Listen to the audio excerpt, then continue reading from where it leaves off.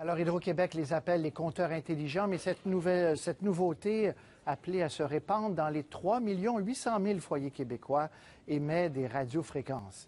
Hydro répète qu'elles sont 100 000 fois inférieures aux normes, mais vous allez voir, il y a de la place tout de même à l'interprétation. Ajoutez à ça les ondes émises par d'autres appareils domestiques, et vous avez un portrait le plus complet possible présenté par Jean-Sébastien Cloutier. Laurence et la Bible font partie des 12 000 ménages du quartier Villeray choisis pour tester les nouveaux compteurs d'Hydro-Québec. Ils n'ont pas eu le choix. Le problème, c'est que leur compteur est situé dans l'armoire à côté de la cuisinière et ils viennent d'apprendre qu'il émettait des radiofréquences. Moi, je suis inquiète pour ma santé, pour la santé de mon conjoint, pour la santé des habitants du quartier. Donc, à l'intérieur de ma maison, on m'impose quelque chose qui émet en permanence. Les chiffres sont très, très vagues. Entre ce que dit Hydro-Québec et ce qu'on va mesurer aujourd'hui, il y a des contradictions. Nous avons demandé à Stéphane Belinski, un des rares techniciens en hygiène électromagnétique, de mesurer la quantité de radiofréquences émises par le nouvel appareil. Plus de 1500 fois par jour, les compteurs intelligents d'Hydro-Québec transmettent des données et se synchronisent. Chaque fois, ils émettent des ondes pendant 6 centièmes de seconde. L'appareil de mesure a été placé à 1 mètre du compteur pendant 50 minutes. Résultat, on a une moyenne de 1600 émissions radio par jour, avec des densités de puissance variant entre 8 et 18 000 microwatts par mètre carré.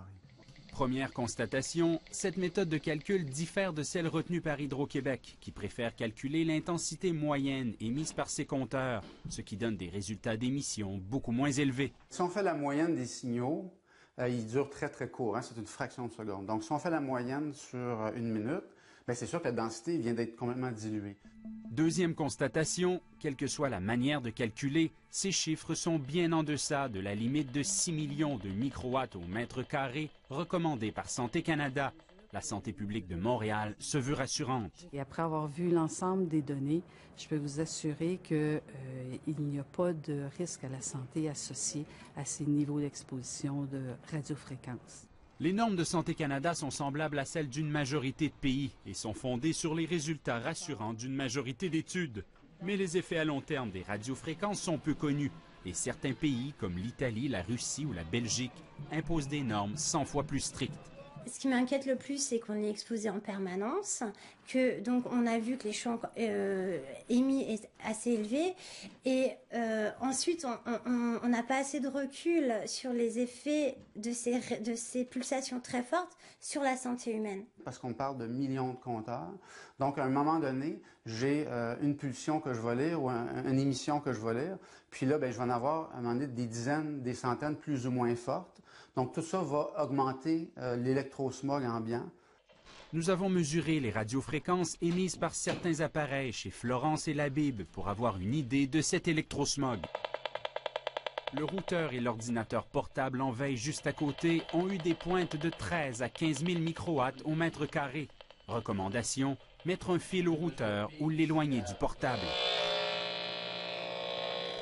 Le micro-ondes, lui, émet jusqu'à 20 000 microwatts au mètre carré, mais c'est seulement quand il est en fonction. Non, j'espère pas non plus. Le téléphone intelligent de type BlackBerry a émis quant à lui 3 000 microwatts au mètre carré et le téléphone sans fil de la maison jusqu'à 55 000 microwatts au mètre carré. Recommandation, les tenir le plus loin possible du corps et utiliser un téléphone avec fil pour les longues conversations. C'est vrai que c'est très impressionnant, je découvre à quel point ces outils en fait émettent des ondes, mais au moins ces outils-là, moi je peux les contrôler. Je peux éteindre mon Wi-Fi, je gère mon téléphone, voilà, ça c'est des choses que je maîtrise, tandis qu'un compteur, il m'est imposé, je ne peux pas le bouger, je ne peux pas l'éteindre.